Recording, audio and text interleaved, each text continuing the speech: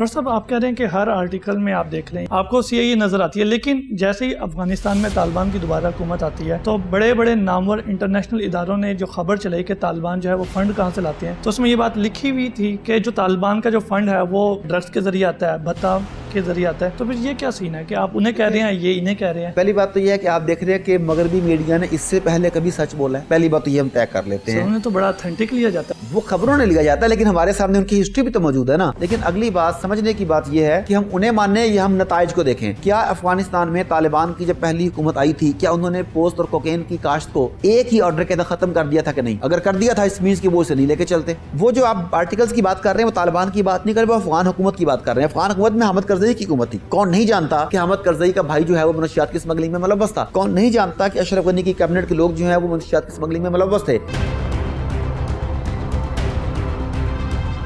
السلام علیکم ناظرین، میں ہوں آپ کا میزبان مجیب الرحمان اور آپ دیکھ رہے ہیں ڈیئر ٹو ٹاک. ناظرین، آج سے 20 سال پہلے 9/11 کے نام پر مسلمانوں کے خلاف شروع ہونے والی جنگ بالآخر صلیبی شکست پر ختم ہوئی. ان 20 سالوں کے اندر کیا کھویا کیا پایا، اسی حوالے سے بات کریں گے ڈاکٹر عارف صدیقی صاحب سے. السلام علیکم سر. وعلیکم السلام. سر، 9/11 سے جو جنگ مسلمانوں کے خلاف شروع ہوئی اور مسلمانوں کو جیسے دہشت گرد قرار دیا گیا، اس کے بعد اب وہ جنگ بالآخر صلیبی شکست پر ختم ہو گئی ہے، اس بارے میں آپ کیا کہیں گے؟ جی مجھے بالکل ایسا ہی ہے کہ یہ 20 سال پہلے شروع ہونے والی جنگ صلیبی شکست کے اوپر اختتام پذیر ہوئی. ہم اگر اس کا آغاز دیکھیں تو یہ جنگ آغاز ہی دھوکے کے ساتھ کی گئی، جھوٹ کی بنیاد پر لڑی گئی. آپ دیکھیں کہ انہوں نے کہا کہ 9/11 پہ ٹوئن ٹاورز تباہ کیے گئے. 4 جہاز مختلف ایئرپورٹ سے اٹھتے ہیں، ان میں سے 3 آ کے ٹوئن ٹاور سے ٹکراتے ہیں، ایک پینٹاگون سے ٹکراتا ہے. اتنے بڑے ملک کی انٹیلیجنس ایجنسیز کو کچھ بھی پتہ نہیں چلتا.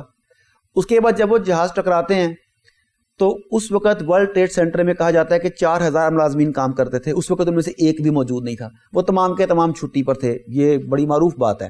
اس کے اوپر یہ سارے کے سارے میڈیا اینکرز جو ہیں یہ دم ساتھ لیتے ہیں، شاید بولنے کا حکم نہیں ہے. اس کے بعد جب جہاز ٹکراتے ہیں تو جو بلڈنگ کے انجینئرز ہیں وہ بتاتے ہیں کہ جہاز ٹکرانے سے بلڈنگ یوں نیچے نہیں گرتی. یوں بلڈنگ تب گرتی ہے جب اس کی بنیادوں میں خاص جگہوں پر بارود لگایا جاتا ہے، بلڈنگ کو ڈیمولش کیا جاتا ہے کہ آس پاس کی بلڈنگز نہ گریں. وہ بلڈنگ پوری کی پوری ایسے اسٹریٹ نیچے گرتی ہے. وہ دونوں بلڈنگز یوں کی یوں ہی گریں. اس کے بعد جو انہوں نے ثبوت دیے، وہ جہاز کے جو پائلٹس تھے ان کے انہوں نے ID کارڈز، پاسپورٹ، اس طرح کی چیزیں، شناختی کاغذات پیش کیے.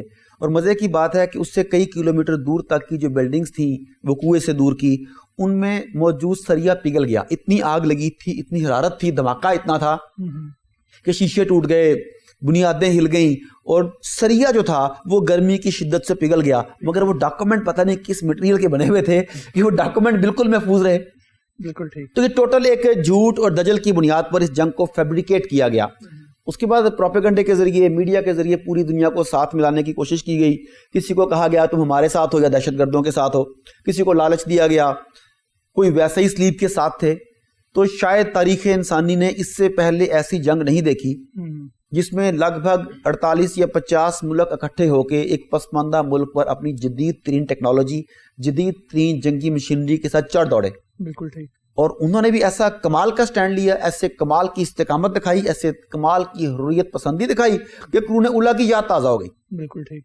اور اس کا نتیجہ آج دنیا نے دیکھا کہ 20 سال تک ناک رگڑنے کے بعد بھی امریکہ خاک چاٹنے پر ہی مجبور ہوا. ڈاکٹر صاحب، جس طرح مسلمانوں کو ہر جگہ اور ہر دفعہ دہشت گرد کہا جاتا ہے، امریکہ نے پورا افغانستان تباہ کر دیا، کارپیٹڈ بمباری کی، عوام کو مار دیا، جانی مالی نقصان کر دیا. تو کیا یہ دہشت گردی نہیں ہے؟ اس سے پہلے عراق میں کیا، اس سے پہلے سیریا میں کیا، کہاں نہیں کیا. امریکہ کی تو مکمل تاریخ جنگی جرائم پر مبنی ہے. حتیٰ کہ امریکہ کا وجود بھی 8 سے 10 کروڑ ریڈ انڈینز کو مارنے کے بعد وجود میں آیا تھا. اس کی تو تاریخ ہی قتل و غارت گری کی ہے. لیکن وہ کہتے ہیں کہ جس کی لاٹھی اس کی بھینس. انہوں نے تو یہی کہنا ہے. افسوس تب ہوتا ہے جب ہم لوگ مغربی پیمانوں کو سامنے رکھ کے اپنوں کو مطعون کرنے لگتے ہیں، مغربی اقدار کو سامنے رکھ کے اپنوں کو دہشت گرد قرار دیتے ہیں.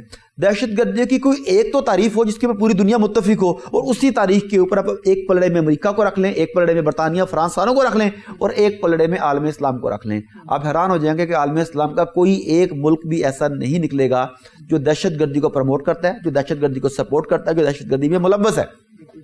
وہ تمام کے تمام ممالک، وہ تمام کے تمام لوگ جو دہشت گردی میں ملوث ہیں، وہ یا صلیبی ہیں، یا زائنز ہیں، یا صہیونی ہیں. ڈاکٹر صاحب جو لوگ ان کی مدد کرتے ہیں، جو اسلامی ممالک ان کے اتحاد کا حصہ ہے، تو انڈائریکٹلی تو وہ بھی اس دہشت گردی کے شریک نہ ہوئے؟ بالکل آپ ٹھیک کہہ رہے ہیں، لیکن اس میں ایک بڑا فرق ہے کہ حکومتوں کے اور عوام کا. ہمارے ایک دوست ہیں، جب انہیں کہا جاتا ہے نا کہ فلانے اسلامی حکومت، اسلامی ملک نے یہ کیا، وہ کہتے ہیں اسلامی حکومت نے کیا ہے، اسلامی عوام نے نہیں کیا. اس میں مسلم اکثریتی تعداد میں ہیں، یہ بات تو ٹھیک ہے. پاکستان میں اکثریت ہے مسلمانوں کی، یو اے ای میں اکثریت ہے مسلمانوں کی، ترکی میں اکثریت ہے، وہ ٹھیک ہے. مگر حکومت جو فیصلہ کرتی ہے جو اسلام کے خلاف ہو، اسے عوام کے سر پر نہیں تھوپ سکتے. وہ عوام نے نہیں فیصلہ کیا. سر تو یہ باقی گورنمنٹس کے اباؤٹ بھی ہم کہہ سکتے ہیں کہ وہ ان کی حکومتوں کا فیصلہ عوام کا نہیں ہے؟ جی بالکل، آپ اس بارے میں یہ کہہ سکتے ہیں اگر ان کی حکومتوں نے ان کی سائڈ نہ لی ہو. ہمارے ہاں اگر سپورٹ ہوئی، ہم نے عوام نے طالبان کی سپورٹ کی، امریکہ کی مخالفت کی، اس کا مطلب ہے کہ ہم اس جنگ میں ان کے ساتھ نہیں تھے. اگر نیٹو فوجیوں کو یہاں ناپسندیدہ نگاہوں سے دیکھا جاتا تھا، اس کا مطلب ہے ہم ان کے ساتھ نہیں تھے. لیکن اگر وہ اپنے فوجیوں کو لوٹنے والوں کو ہار پہناتے ہیں، اگر انہیں وہ میڈلز دیتے ہیں، اگر انہیں سول ایوارڈز دیے جاتے ہیں، اگر انہیں سول پروگرامز میں بطور چیف گیسٹ بلایا جاتا ہے، تو اٹ مینز کہ وہ لوگ، ان کا ایک ایک بندہ اس جنگ میں شریک کار ہے. بالکل ٹھیک. ڈاکٹر صاحب افغانستان میں طالبان کے خلاف پوری دنیا لڑی، پھر افغانستان کے جو طالبان ہیں ان کے مخالف گروپ بھی ان کے خلاف لڑے. وہاں پہ انہیں ہار پہنائے جاتے ہیں، ان کے لوگ پہناتے ہیں، یہاں پہ ان کے مخالف گروپ ان کے خلاف لڑتے ہیں. ایسا کیوں ہے؟ دیکھو تو جنگ کا اصول یہ، اس میں کوئی ایسی انوکھی اچنبے کی بات نہیں ہے. جنگ کا اصول یہ ہے دشمن کے دشمن کی مدد کرو. بالکل ٹھیک. جب وہ وہاں پر آئے تو طالبان مخالف لڑے تھے، جس میں سب سے مضبوط دھڑا جو تھا وہ شمالی اتحاد کا تھا، جس میں ہزارہ بھی تھے، تاجک بھی تھے، شیعہ گروپس تھے. وہ سارا کا سارا ایک پراپر دھڑا تھا جو شمالی اتحاد کے نام سے طالبان کی پچھلی حکومت کے بھی خلاف کام کرتا رہا ہے. بالکل ٹھیک. اس کے بعد وہاں پہ وار لارڈز تھے جو اپنے اپنے مفادات کے لیے مختلف علاقوں پر قبضہ کر کے بیٹھے ہوئے تھے. وہ اپنی بلیک میلنگ کرتے تھے، لوگوں کو اغوا کرتے تھے، وہ سارا تھا. پھر ایسے لوگ تھے جو ڈرگز کی کاشت میں، کوکین وغیرہ کی کاشت میں، پوسٹ کی کاشت میں ملوث تھے. طالبان کی حکومت نے ایک آرڈر کے تحت پوسٹ کی، کوکین کی کاشت کو غیر ممنوع حرام قرار دے دیا تھا. ان کا کاروبار ٹھپ ہو گیا تھا. نتیجتاً وہ لوگ بھی بے روزگار بیٹھے ہوئے تھے. اب جب امریکہ آتا ہے تو آپ کو شاید علم ہو کہ امریکی ایجنسی CIA دنیا کی سب سے بڑی ڈرگ ٹریفکنگ ایجنسی ہے. دنیا میں سب سے زیادہ ڈرگز جو ہیں وہ CIA کے تھرو سمگل ہوتی ہیں. اس کی وجہ یہ کہ CIA کو جو فنڈز ملتے ہیں اپنے ادارے کو رن کرنے کے لیے، وہ اتنے انف نہیں ہوتے کہ وہ پوری دنیا میں مداخلت کر سکے. اس لیے CIA اسلحہ کی سمگلنگ اور ڈرگز کی سمگلنگ کا سہارا لیتی ہے. اور جو کہ اچنبے کی بات نہیں ہے، آپ کوئی ریسرچ آرٹیکلز پکڑ لیں اٹھا کے، آپ کوئی ڈاکومنٹریز دیکھ لیں، آپ کو CIA اس پہ نظر آئے گی. اور ان کی گورنمنٹ کو پتہ ہے، ان کے سینٹ کو پتہ ہے، تمام عہدیداروں کو پتہ ہے کہ CIA کیا کر رہی ہے، مگر وہ جان بوجھ کے اپنی آنکھیں بند کرتے ہیں کیونکہ ان کے پاس اس بدمست ہاتھی کو پالنے کے لیے اس کے علاوہ ذرائع نہیں ہے. تو جب امریکہ وہاں پر آتا ہے تو ان تمام لوگوں نے اسے ویلکم کہنا تھا. بھئی ہماری ڈرگز چلیں گی، دوبارہ سے ہیروئن کی فیکٹریاں لگیں گی، ہم اربوں خربوں ڈالرز کمائیں گے، ہمارے زمینوں پر قبضے ہو جائیں گے، وغیرہ وغیرہ. تو انہوں نے تو کرنا ہی تھا. ڈاکٹر صاحب آپ کہہ رہے ہیں کہ ہر آرٹیکل میں آپ دیکھ لیں یا کسی بھی جگہ پہ آپ کوئی نیوز چینل دیکھ لیں، کچھ بھی دیکھ لیں، آپ کو CIA نظر آتی ہے. لیکن جیسے ہی افغانستان میں طالبان کی دوبارہ حکومت آتی ہے تو بڑے بڑے نامور انٹرنیشنل اداروں نے جو خبر چلائی کہ طالبان جو ہے وہ فنڈ کہاں سے لاتے ہیں، تو اس میں یہ بات لکھی ہوئی تھی کہ جو طالبان کا جو فنڈ ہے وہ کیا کہتے ہیں ڈرگس کے ذریعے آتا ہے، بھتہ کے ذریعے آتا ہے. تو پھر یہ کیا سین ہے کہ آپ انہیں کہہ رہے ہیں، یہ انہیں کہہ رہے ہیں؟ پہلی بات تو یہ ہے کہ آپ دیکھ رہے ہیں کہ مغربی میڈیا نے اس سے پہلے کبھی سچ بولا ہے. پہلی بات تو یہ ہم طے کر لیتے ہیں. انہیں تو بڑا اتھینٹک لیا جاتا ہے خبروں میں. وہ خبروں نے لیا جاتا ہے، لیکن ہمارے سامنے ان کی ہسٹری بھی تو موجود ہے نا کہ وہ کتنا سچ بولتے ہیں. یہ آپ لوگوں کو بڑا دیکھیں، عراق کے خلاف جب انہوں نے کمپین چلائی پوری دنیا کے میڈیا نے کہ وہاں پر کیمیائی ہتھیار موجود ہے، خطرناک کیمیائی ہتھیار، عراق پر حملہ ہوا، ہمیں کچھ نکلا اس میں سے؟ بالکل آپ ٹھیک ہے، کچھ بھی نہیں نکلا. اسی طرح سے آپ کو یاد ہوگا کہ 65 کی جنگ میں BBC نے خبر چلائی تھی کہ لاہور پہ قبضہ ہو گیا ہے، وہ بھی کچھ نہیں ہو سکا تھا ایسا. تو یہ جھوٹ بولتے ہیں، اس میں کوئی شک نہیں ہے. لیکن اگلی بات سمجھنے کی بات یہ ہے کہ ہم انہیں مانیں یا ہم نتائج کو دیکھیں. کیا افغانستان میں طالبان کی جب پہلی حکومت آئی تھی، کیا انہوں نے پوسٹ اور کوکین کی کاشت کو ایک ہی آرڈر کے تحت ختم کر دیا تھا کہ نہیں؟ اگر کر دیا تھا اس مینس کہ وہ اسے نہیں لے کے چلتے. ہاں، جو وہاں وار لارڈز موجود، دیکھیں وہ جو آپ آرٹیکلز کی بات کر رہے ہیں وہ طالبان کی بات نہیں کر رہے، وہ افغان حکومت کی بات کر رہے ہیں. افغان حکومت میں حامد کرزئی کی حکومت تھی. کون نہیں جانتا کہ حامد کرزئی کا بھائی جو ہے وہ منشیات کی اسمگلنگ میں ملوث تھا؟ کون نہیں جانتا کہ اشرف غنی کی کیبنٹ کے لوگ جو ہیں وہ منشیات کی اسمگلنگ میں ملوث تھے؟ جس طرح ادھر TTP بنا کے انہوں نے TTP اور تحریک طالبان افغانستان کو گڑ کر دیا. لوگوں نے TTP کی دہشت گردیوں کو تحریک طالبان افغانستان کے کھاتے میں ڈالنا شروع کر دیا، نام جو ایک تھے دونوں کے. بالکل اسی طریقے سے اب افغان حکومت اور طالبان کو لوگ مکس اپ کر رہے ہیں. ایکچولی صورتحال اس کے وائس ورسا ہے. بالکل ٹھیک. ڈاکٹر صاحب 20 سال کی لڑائی کے بعد موجودہ افغان جو ہے، طالبان جو ہے، کیا وہ پہلی والی نسل والے ہیں یا یہ کچھ نئے لوگ ہیں اب؟ دیکھیں نسل تو وہی چل رہی ہے. بندے شہید بھی ہو گئے, نئے لوگ بھی آ گئے, لیکن اس وقت 20 سال کے بعد جو لوگ حکومت میں آئے ہیں یہ تمام کے تمام وہ لوگ ہیں جنہوں نے قربانیاں دی ہیں, جنہوں نے جیلیں کاٹی ہیں, جو اپنے جو ہے جسمانی اعضاء سے معذور ہوئے ہیں. کچھ لوگ, کسی کا ٹانگ نہیں ہے, کسی کا ہاتھ زخمی ہوا ہے, کسی کے گردے میں چوٹ لگی ہوئی ہے. یہ تمام وہ لوگ ہیں جنہوں نے جہاد میں اپنے خاندان کی, اپنے خون کی قربانی دی ہے. مال کی قربانی تو بہت ایک عام سی بات ہے, تو یہ تمام لوگ قربانیاں دے کے, جہاد کی سختیاں برداشت کر کے اس مقام پر پہنچے ہیں کہ آج اللہ نے انہیں عزت دی ہے. میں یہ جاننا چاہ رہا ہوں کہ اب ان کی حکومت دوبارہ آ گئی ہے, لیکن کیا یہ لوگ مقامی افراد جو ہیں ان کا اعتماد جیتنے میں کامیاب ہو جائیں گے؟ دیکھیے بڑا اہم سوال ہے, اور سب سے پہلے تو گڈ ول گیسچر کے طور پر سب سے پہلے انہوں نے یہ کیا کہ سب کو عام معافی دے دی, کہ حتیٰ کہ جو لوگ غدار تھے, جو لوگ امریکی جھولی میں جا کر بیٹھ گئے تھے, جو لوگ حامد کرزئی یا اشرف غنی کی حکومت میں شامل تھے, انہیں بھی معاف کر دیا. یہ ایک بڑا اچھا گیسچر تھا ان کا. اس کے بعد دوسرے نمبر پہ جو ہنرمند افراد تھے انہیں بھی انہیں کہا کہ آپ لوگوں کو کہیں جانے کی ضرورت نہیں ہے, ہم ہر طرح سے آپ کی ضمانت دیتے ہیں. بہت تیزی کے ساتھ لوگوں کے معاملات, انہیں انصاف ملنا بھی شروع ہوا. جو چھوٹے چھوٹے معاملات تھے جو کئی سالوں سے الجھے ہوئے تھے, وہ طالبان کے آنے سے خود بخود سالو ہونے لگے. وجہ کیا نکلی کہ لوگوں کو پتہ لگ گیا, غاصبین کو, ظالمین کو پتہ لگ گیا کہ اس سے پہلے کہ ہمیں عدالت میں بلایا جائے اور وہاں پہ سزا دی جائے, ہم اس معاملے کو out of the court settle کر لیتے ہیں تاکہ بات وہاں تک نہ پہنچے. تو اعتماد بہت تیزی سے جیتنے کی کوشش کی جا رہی ہے. مغرب, خاص طور پہ صلیبی دنیا اس بارے میں بہت متفکر ہے اور وہ کوشش کر رہی ہے کہیں امن قائم نہ ہو جائے. اسی لیے وہاں پہ TTP کے ایجنٹس بھی چھوڑے گئے ہیں, اسی لیے وہاں پہ داعش کے لوگوں کا شوشہ چھوڑا گیا ہے, وہاں پہ ISIS کے لوگوں کا شوشہ چھوڑا گیا ہے, وہاں پہ را انوالو ہے. یہ سب کیا کر رہے ہیں کام؟ وہ کوشش یہ کر رہے ہیں کہ مقامی لوگوں کو ان سے بدظن کیا جائے, مقامی لوگوں کو ان کے خلاف کھڑا کیا جائے تاکہ یہ لوگ اکٹھے نہ ہو سکیں اور ایک پرچم تلے اکٹھے نہ ہو سکیں. ڈاکٹر صاحب, آپ نے کہا کہ یہ لوگ جو ہے انہوں نے سب کے لیے معافی کا اعلان کیا, لیکن اس کے باوجود یہ بھی دیکھنے میں آیا جا رہا ہے کہ لوگ ابھی تک پوری طرح سے واپس نہیں آئے. ٹھیک ہے, اس کے بعد وہاں پہ مقامی جو ماہرین ہیں ان کی کمی ہے, تو یہ لوگ بغیر ماہرین کے کیا آگے چل پائیں گے, ترقی کر پائیں گے؟ ماہرین کی ضرورت ہر حال میں ہے, انہیں اس بات کا بہت اچھی طرح پتہ ہے. اب جو آپ نے کہا کہ معافی کے باوجود لوگ بھاگ رہے ہیں, اسے ہم برین ڈرین کہتے ہیں بیسیکلی, اور اس میں امریکہ مکمل طور پہ جانتے بوجھتے ہوئے انوالو ہے. وہ اسے فیسیلیٹیٹ کر رہا ہے. اس سے پہلے صومالیہ میں, اس سے پہلے عراق میں یہ تاریخ دہرائی جا چکی ہے کہ امریکہ نے وہاں پہ حملہ کرنے کے بعد وہاں کے جو ہنرمند افراد تھے, جو قابل افراد تھے, انہیں ویزے دیے, انہیں وہاں سے نکالا. وجہ یہ تھی کہ وہ ملک دوبارہ اپنے پیروں پر کھڑا نہ ہو سکے. اور طالبان نے یہاں پہ اعلان کیا کہ جو لوگ حکومتوں میں موجود تھے, جو ملازمتوں پر موجود تھے, ان کی ملازمتیں, ان کے عہدے برقرار رہیں گے, آپ لوگ اپنا کام کریں, صرف نئے نظریے کے تحت کام کریں. مگر یہ امریکہ کو قبول نہیں تھا. انہوں نے ان لوگوں کو ویزے دیے, انہیں بہتر مراعات کی پیشکش کی, انہیں بہتر تنخواہوں کی پیشکش کی. اس میں ڈاکٹرز بھی تھے, انجینئرز بھی تھے, اور ٹیکنوکریٹس بھی تھے, بے شمار ایسے لوگ تھے. تو امریکہ تو یہ چاہتا ہے, مغرب تو یہ چاہتا ہے کہ یہ ملک اس سے خالی ہو جائے. وہ اپنی کوشش کر رہے ہیں, ہنرمند افراد تیزی سے جا رہے ہیں.